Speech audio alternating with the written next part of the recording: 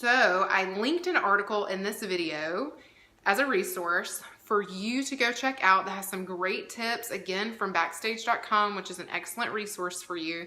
But the one thing that they hint on is about making your cover letter smaller than the 8x10. And here's why. I don't think they address it in the article when I just skimmed it, but I've heard somebody actually tell me this at a workshop, and it's so smart. It still works. So when you send it out, they're normally going to see your headshot, right? It'll be, or if they pull it out of the package, they'll see it.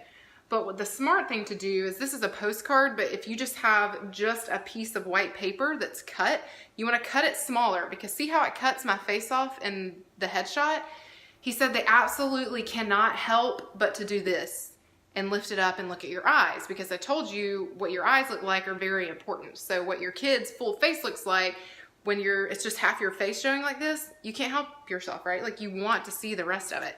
And the point is to get them to look at your stuff, because they get hundreds of these things a day. And so they're just going through, and typically what they're doing is they're thumbing through to see if somebody catches their attention. Well, when this is happening, again, human psychology, you just have to know. You have to know, what do the eyes look like? So do that. And again, it doesn't need to be a postcard. This is just for something else that I'm sending out.